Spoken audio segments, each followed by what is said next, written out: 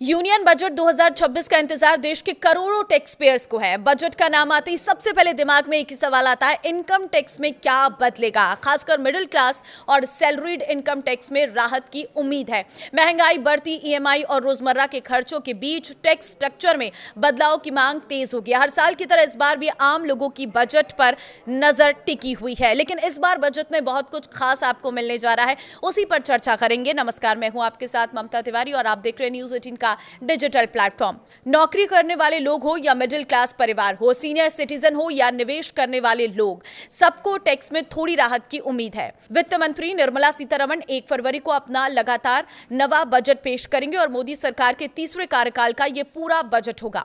ऐसे में लोगों को लग रहा है कि इस बार टैक्स सिस्टम को और आसान बनाया जा सकता है ताकि आम आदमी को सीधा फायदा मिले। आइए जानते हैं बजट 2026 से आम टैक्स पेयर्स को क्या फायदा हो सकता है। तो सरकार ने इनकम टैक्स की नई रिजीम का ऐलान यूनियन बजट 2020 में किया था। तब से इस रिजीम को अट्रैक्टिव बनाने पर सरकार का फोकस रहा है। इसका फायदा दिखा है। इंडिविजुअल टैक्स पेयर्स की दिलचस्पी नई रिजीम में बढ़ी है। टैक्स पेयर्स का कहना है कि अगर वित्त मंत्री कुछ बड़े उपायों का ऐलान करती है तो टैक्स पेयर्स के बीच नई रिजीम का अट्रैक्शन और बढ़ सकता है। पहली चीज है स्टैंडर्ड डिडक्शन में इजाफा। देखिए, अभी इनकम टैक्स की नई रिजीम में स्टैंडर्ड डिडक्शन 75,000 रुपये है। American chambers of commerce in India ने सरकार को इसे बढ़ाकर 1,50,000 रुपये करने की सलाह दी है। स्टैंडर्ड डिडक्शन का फायदा सिर्फ नौकरी करने वालों को मिलता है। इससे एम्प्लॉयज़ की टैक्स लायबिलिटी कम हो जाती है और इस बेनिफिट के लिए उन्हें किसी तरह का निवेश नहीं करना पड़ता है। दूसरा है हेल्थ इंश्योरेंस पर डिडक्शन। अभी हेल्थ इंश्योरेंस के प्रीमियम पर डिडक्शन सिर्फ इनकम टैक्स की ओल्ड रिजीम में मिलता है। टैक्स एक्सपर्ट्स का कहना है कि इलाज का खर्च तेजी से बढ़ रहा है। इससे हर परिवार के लिए हेल्थ इंश्योरेंस जरूरी हो गया है। अगर सरकार नई रिजीम में भी हेल्थ इंश्योरेंस के प्रीमियम पर डिडक्शन की इजाजत देती है तो इससे लोगों को काफी फायदा होगा।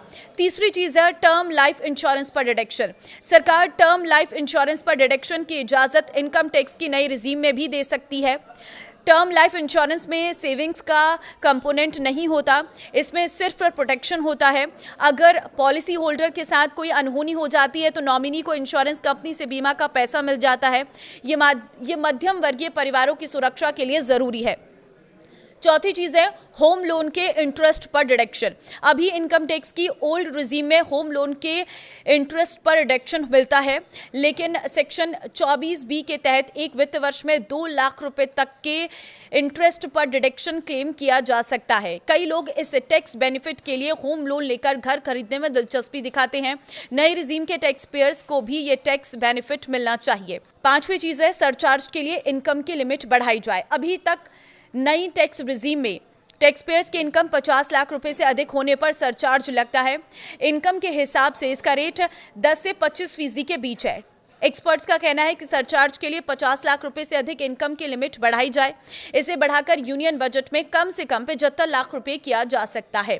तो देखिए, ये कुछ ऐसी चीज़ें हैं जो इस बार के बजट में आपको देखने को मिल सकती है और अगर इस हिसाब से सरकार ने बजट तैयार किया तो कहीं ना कहीं लोगों को राहत मिलेगी और जो नई टैक्स रिजीम है उसकी तरफ लोगों का आकर्षण और बढ़ता चला जाएगा।